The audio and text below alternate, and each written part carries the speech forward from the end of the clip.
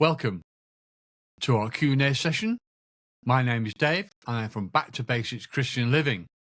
This is where we ask one question and give you one simple answer. And today's question is, what is the love of money and why is it the root of all evil? Let's go to 1 Timothy 6:10 and read the verse where that phrase comes from. It reads, "For the love of money is the root of all evil, which while some coveted after, they erred from the faith, and pierced themselves through with many sorrows." 1 Timothy 6:10 from the King James Version. You have to understand that the love of money is the root of all evil. People try and separate the love of money. They say it's not the money that's a problem, it's the love of money that's a problem. Unfortunately, that's not true. Those two things go together. The love of money is the root of all evil, which while some coveted after, they have erred from the faith. Don't forget, the Bible's written to the church, to you and I, spirit-filled men and women of God. It's not written to unbelievers. It's written to people that are part of the church. So it's a warning to us. If we love money, we know that that is the root of all evil, the root of all evil. And from that root grows evil. And the root is the love of money. You can't separate them. You can't say, oh, money's okay, but the love of money is wrong. It's very interesting how people don't quote the rest of the verse. And we have to look at the context of a verse in whole, in the book, in the chapter, wherever it is. But we also have to look at the context of a verse inside the verse. And inside this verse, it says, "For the love of money is the root of all evil, which, while some coveted after, they have erred from the faith." What does coveted mean? It means desires, which while some desired what? They desired the money. They didn't desire the love of money, they desired the money. So you can't separate love and money. They go hand in hand, they go together. The love of money is the root of all evil, which while some desired the money, after they erred from the faith, it caused them to go away from the faith that they were in, our Christian faith. If you love money, it will take you away from your true calling that God has put in your life. It will sidetrack you, distract you, deceive you.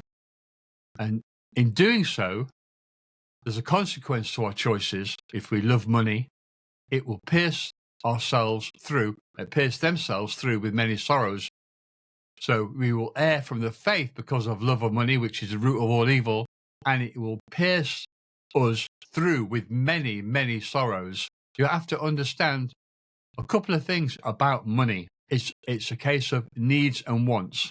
What is your need? Yes, we need to earn money because we need a house, a car. We need a car for the job. We need a house to live. We need food. We need to pay for the house. We need to pay for fuel for the car. That's what we need to live in the society we are, in the Western world that we live as Christian believers. The problem with the money becomes when you want something. I want a bigger car, a bigger job, a bigger house. That's what you want. And that's when you start moving away from what you need to what you want. And that what you want is your natural nature leading you in that direction. Society leads you in that direction.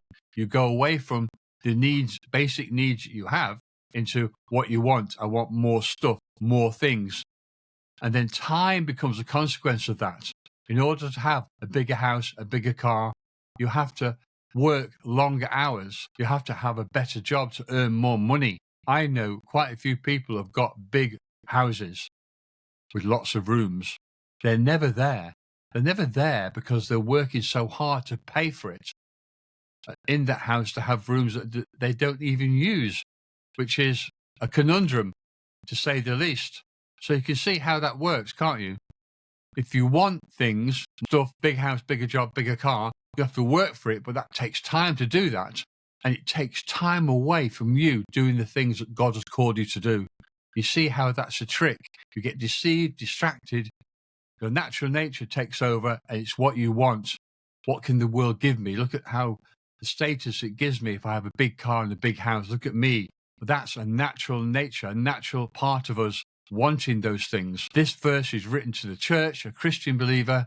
You should be living with just what you need: a house, a car, a job, money to pay for those things, for sure. But when it goes into the direction of wanting, it takes up time. And that's when you end up loving money, because it can buy what you want rather than what you need. And this is where this verse comes a practical application of something that it warns us about. For the love of money is the root of all evil, because it's leading you into what you want rather than what you need.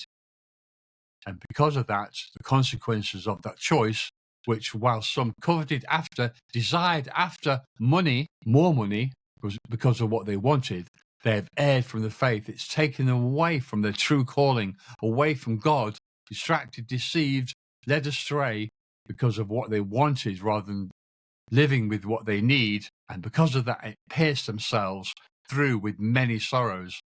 1 Timothy 6:10 is a warning to us that we need to live within our means, and that we do that by living just with what we need, and that gives us the time then to do the work of the Lord. And it's important to understand that love and money cannot be separated. We need money, yes, but the love of money leads you into wanting things, which is your natural nature, and we are spirit-filled men and women of God. We should be living with that new creation inside us, living within the needs that we have to live by to give us the time to do the work of the Lord. So there we go. That's the answer to the love of money is the root of all evil. Be careful, because if you desire money, you love money, it will err you from the faith, and it will bring sorrow upon your life. It'll soak up your time and stop you doing the things that God has called you to do. So until next time, God bless.